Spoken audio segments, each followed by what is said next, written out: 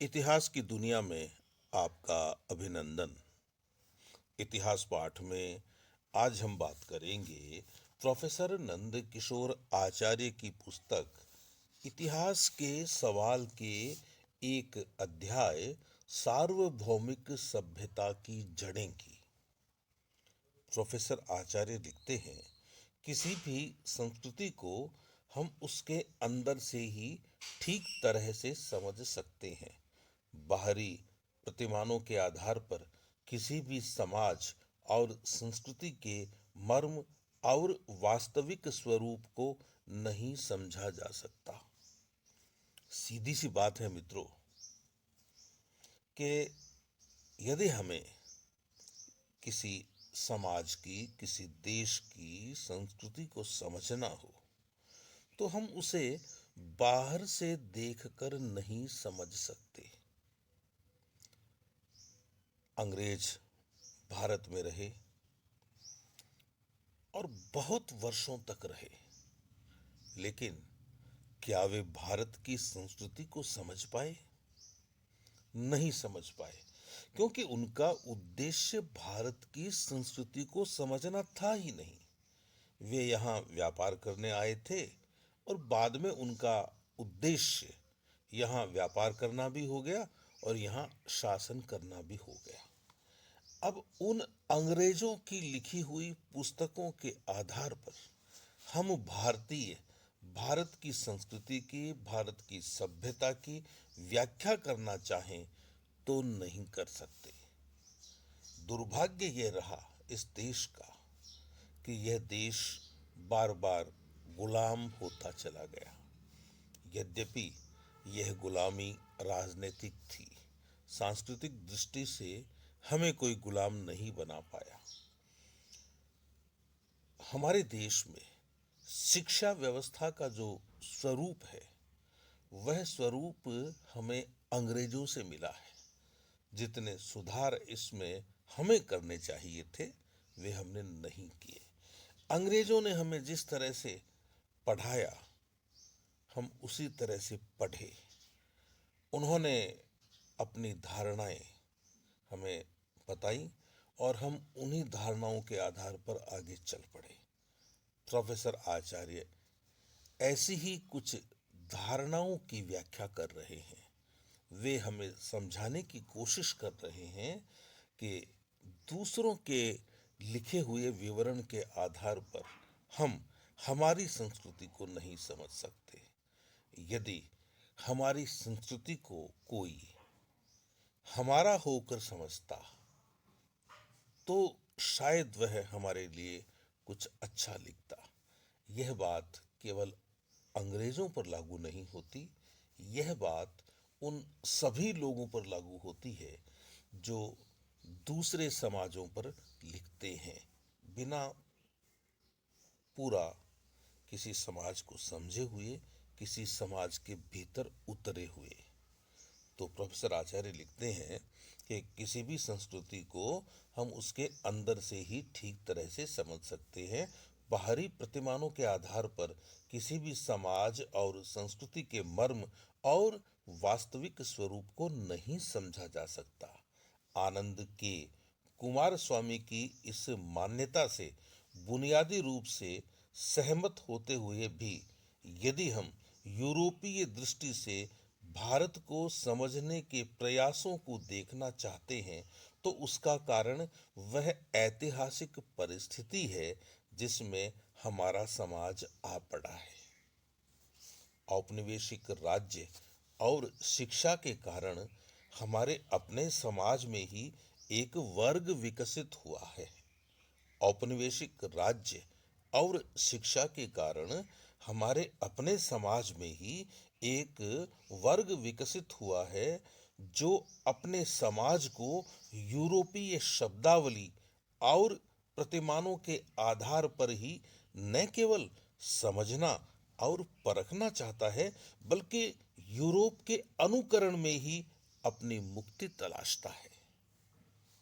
एक और वर्ग है जिसे भारत की विशिष्टता का बोध तो है, पर जो ऐतिहासिक परिस्थितियों की वजह से एक प्रकार की आत्महीनता से ग्रस्त है और उससे उबरने के लिए यूरोप को समझाई जा सकने वाली दृष्टि और भाषा में भारत की पुनर्व्याख्या करना चाहता है। इसके साथ ही हम उस वर्ग का भी स्मरण कर सकते हैं जो यह तो मानता है कि मुक्ति अंततः भारतीय दृष्टि में ही है, पर इसके लिए हमें यूरोप से होकर अपनी ओर लौटना होगा। यानी वह वर्ग भी यूरोपीयकरण के माध्यम से ही आत्मबोध को संभव मानता है। विल्हेम हाल्फफोस की पुस्तक विल्हेम हाल्फफोस की पुस्तक इंडिया एंड यूरोप एन ऐसे इन फिलोसॉफिकल अंडरस्टैंडिंग का महत्व इसी बात में है कि यह यूरोप और भारत के एक दूसरे के समझने के प्रयासों और उनके पीछे कार्यरत दृष्टि को एक ऐतिहासिक परिप्रेक्ष्य में रखकर उनका विश्लेषण करने का उल्लेखनीय प्रयास करती है। लेकिन हाल्फफॉस के इस प्रयास का मंतव्य क्या है? क्या वह भारोपीय संवाद की कहानी मात्र कहना चाहते हैं? कहा जा सकता है कि किसी भी बौद्धिक कर्म का प्रयोजन मूलतः बौद्धिक ही होता है, इसलिए उसमें किसी इतर मंतव्य को नहीं देखा जाना चाहिए। लेकिन यह भी इतना ही सच है कि प्रत्येक बौद्धिक कर्म किसी न किसी दृष्टि से उपजता और किसी न किसी दृष्टि में पर्यवसित होता है। वे अपने अतीत की तलाश की प्रक्रिया में तो भारत की ओर भी देखते थे, पर उसके साथ समकालीन बौद्धिक संवाद की प्रवृत्ति उनमें दिखाई नहीं देती। वे अपने अतीत की तलाश की प्रक्रिया में तो भारत की ओर भी देखते थे, पर उसके साथ समकालीन बौद्धिक संवाद की प्रवृत्ति उनमें नहीं दिखाई देती। जहां तक जर्मन रोमांटिकों का सवाल है, उनमें पूर्व और भारत के प्रति गहरा आकर्षण दिखाई देता है और हाल्फफॉस ने उसकी विस्तृत चर्चा भी की है। लेकिन अपने विश्लेषण में हाल्फफॉस इस बात पर ध्यान नहीं दे पाते कि जर्मन रोमांटिकों के भारत के प्रति इस आकर्षण का कारण भी भारतीय दर्शन की बौद्धिक श्रेष्ठता नहीं, बल्कि उसकी कथित अबौद्धिकता ही थी। ये रोमांटिक विचारक तत्कालीन यूरोप में विकसित हो रहे विज्ञान, औद्योगिकीकरण, उपयोगितावाद और निश्चयवाद से घबरा जाने के कारण बुद्धि के बजाय विश्वास में शरण तलाश रहे थे और भारतीय परंपरा इसी दृष्टि से उन्हें आकर्षित करती थी। अन्यथा श्लेगेल के इस विचार को भी हाल्फफॉस भी जानते हैं कि संपूर्ण सत्य तो केवल ईसाई प्रकाशना में ही मिल सकता है। ग्रीक दर्शन के बजाय भारतीय दर्शन इसलिए उनके अधिक अनुकूल पड़ता था कि उनकी दृष्टि में ग्रीक दर्शन के आधार पर उस रहस्यानुभूति को नहीं समझाया जा सकता था जो ईसाई प्रकाशना का आधार है। इसी तरह शोपेनहावर भी मूलतः एक निराशावादी ही हैं और यदि वे भारत की ओर मुड़ते हैं तो इसलिए कि उपनिषदों की माया और बौद्धों के निर्वाण की अवधारणा में उन्हें अपने निराशावाद की पुष्टि मिलती दिखाई देती है। लेकिन इस दृष्टि की बुनियादी भूल जीवन को व्यर्थ मान लेने में है, जो न उपनिषद मानते हैं न बौद्ध। जीवन को उच्चतर सोपान के लिए त्यागपूर्ण साधना मानना और उसे व्यर्थ मानना दो अलग अलग दृष्टियां हैं। लेकिन इस भिन्नता को भी यूरोपीय दृष्टि के आधार पर नहीं समझा जा सकता। मैक्स मूलर का भारत के प्रति आकर्षण भी इस रोमांटिसिज्म का ही एक रूप है, क्योंकि मैक्स मूलर भारतीय परंपरा की वयस्क बौद्धिकता के कारण उसके प्रति आकर्षित नहीं होते। उनमें एक तरह का नॉस्टैल्जिया है जो एक वयस्क व्यक्ति का अपने बचपन की स्मृतियों के प्रति होता है। भारतीय परंपरा जैसे वयस्क यूरोपीय बुद्धि का बचपन है। तो मित्रों, यह था आज का इतिहास पाठ। सार्वभौमिक सभ्यता की जड़ें प्रोफेसर नंदकिशोर आचार्य के इस निबंध का वाचन हम जारी रखेंगे, इसकी चर्चा हम जारी रखेंगे। अगले अंक में फिर मुलाकात होगी। तब तक के लिए आप अपने इस साथी को आज्ञा दीजिए। नमस्कार। लेकिन यह भी इतना ही सच है कि प्रत्येक बौद्धिक कर्म किसी न किसी दृष्टि से उपजता और किसी न किसी दृष्टि में पर्यवसित होता है और यह दृष्टि ही इस प्रकार के बौद्धिक प्रयास का मंतव्य हो जाती है। भारोपीय संवाद की इस ऐतिहासिक व्याख्या में हाल्बफॉस की दृष्टि क्या है? क्या वे भारतीय दृष्टि से इस संवाद को समझना चाहते हैं? इसका पूरी तरह सकारात्मक उत्तर तो नहीं दिया जा सकता, पर यह अवश्य है कि ऐसे अन्य अधिकांश प्रयासों की तुलना में हाल्बफॉस का रवैया तार्किक है। यूरोप की ओर से भारत को समझने की पहल प्राचीन यूनान की ओर से शुरू होती है।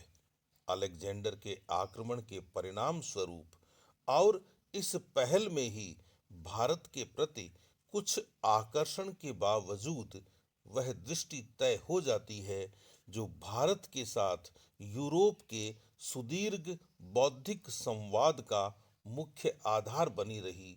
और यह दृष्टि डायोजनीज लेट्रियस के इस आग्रह में भी अभिव्यक्ति पाती है कि फिलॉसफी मूलतः यूनानी बौद्धिक प्रवृत्ति है और भारत में अथवा पूर्व में कहीं भी इसका समानार्थी शब्द नहीं मिलता।